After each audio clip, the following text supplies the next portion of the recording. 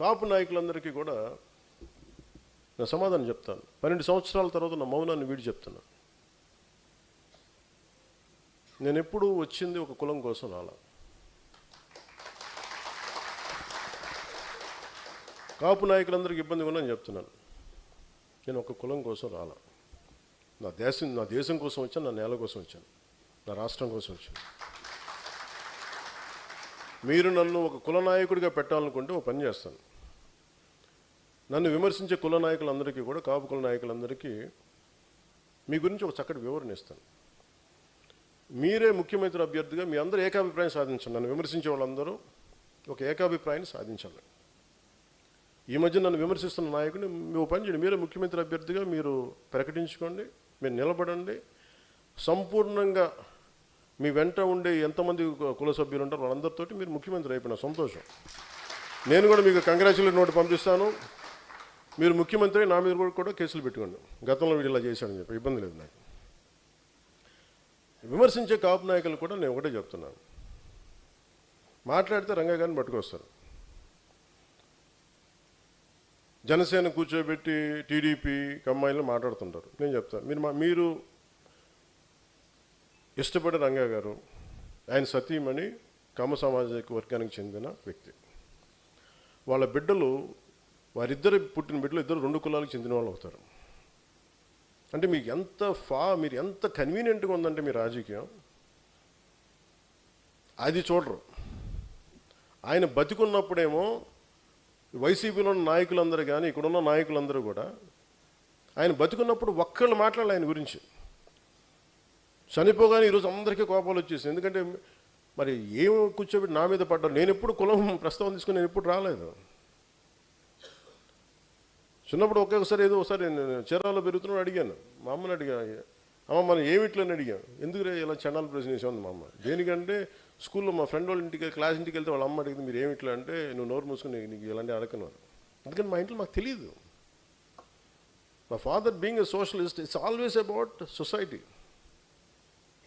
మానవత్వాన్ని చూసాం కానీ కులం అనేది ఒక సోషల్ ఫ్యాక్ట్. మనం పుడతాం దాంట్లో ముందుకు, అంతేగాని దాంట్లో కూరుకుపోం కదా. దాన్ని అర్థం చేసుకుంటాం, గౌరవిస్తాం. కానీ కూర్చోబెట్టి పదే మాట్లాడడానికి విసుగు వచ్చేసింది నాకు కూడా. ఇంకెంతకాలం మాట్లాడతారా మీరు? ఎంతకాలం మాట్లాడతారు ఒక్కొక్కళ్ళు? మీ గురించి చెట్టా విప్పనా? ఒక్కొక్కడి గురించి చెప్పాలా? ఒక్కొక్కడి గురించి తట్టుకోగలరా? నేను మాట్లాడితే నోరు విప్పితే ఇష్టానికి మాట్లాడతారు ఒక్కొక్కళ్ళు. మనోహర్ గారు కూడా రాకూడదు అంటారు, ఆయన కమ్మంటారు. ఎన్నికైన ఎమ్మెల్యేలు అందరూ ఎవరయ్యా? కాపులు లేరా దాంట్లో? నా పక్కన లింగంనేని రమేష్ గారు ఉంటే ఆయన కమ్మంటారు. ఎక్కడో తెలంగాణను పెట్టుకున్న వ్యక్తిని చూసుకుని ఆయన కమ్మంటారు. ఇంకెవరు ఉండకూడదు. ఇప్పుడు హసీనా కూర్చోబెట్టి కాపులు అండి, ఏం తెలియ. Thank you. నేను చెప్తున్నా అంటే నేను చెప్పేది, అరే దాటి మాట్లాడదాం, కులాలు మతాలు దాటి వెళ్దాం, ఒకే అర్థం చేసుకుంటాం, మాట్లాడతాం, ప్రతి సమస్యను మాట్లాడతాం. అంటే కూర్చోబెట్టి ఇంకా తగ్గి నాకు విసుగు వచ్చేస్తుంది. ఇంకా నాకు ఓట్లు ఉంటే ఉంటాయి, పోతే పోతాయి. కానీ ఇలాంటి పనికిమాలిన విశ్లేషణలు, పనికిమాలిన ఈ విమర్శలు పెట్టుకుంటే మటుకు చాలా బలంగా సమాధానం ఇస్తాను. ఇది ఫస్ట్ టైము, భవిష్యత్తు అందరి చేత ఇప్పిస్తాను, గుర్తుపెట్టుకోండి. మీ నోళ్ళు మూతపడే వరకు, ఇంకొకసారి నా గురించి మాట్లాడాలంటే మీ నోళ్ళు మూతపడే వరకు అందరి చేత మాట్లాడిస్తాను, గుర్తుపెట్టుకోండి. ఇంకా సభ్యత సంస్కారం కాదు అని చెప్పి నేను మాట్లాడలే. ఇంకా మీరు స్థాయి దాటేశారు. మీరు ఎవడన్నా సరే మీరు మీ వాదనే చెప్తా, మీ కుల వాదనే చెప్తాను కాపు నాయకులందరికీ. మిగతా కులాల్లో చూసారా ఎక్కడన్నా? జగన్ గారి సామాజిక వర్గంలో చూసారా వాళ్ళ కులం నుంచి కూర్చున్న నాయకులు మాట్లాడారు ఎప్పుడన్నా? నువ్వు ఓడిపోతే నీ పేర్లు మార్చుకుంటాను ఎవరన్నా మాట్లాడారు? అట్లా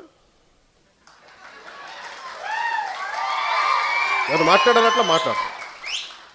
చంద్రబాబు గారి గురించి మాట్లాడారు, నువ్వేం చేసావు కమ్మవారికి అని మాట్లాడతారా? మాట్లాడరు. మీరు మాట్లాడతారు. అసలు మీరు ఒకసారి లోపల ఆలోచిస్తారా? ఈరోజు మీ అందరికీ చెప్తా ఉన్నా, నా చుట్టుపక్కల చాలామంది నాయకులు ఉండేవాళ్ళు. కానీ నేను ఇప్పుడు ఉదాహరణకి ఈయనే ఉన్నారు, ఆర్ఎంఆర్ గారు ఉండేవాళ్ళు, జేడీ గారు ఉండేవాళ్ళు. ఎక్కడికి వెళ్ళినా, రాజమండ్రి ఎక్కడికి వెళ్ళినా, ఈస్ట్ గోదావరి ఎక్కడికి వెళ్ళినా జేడీ గారు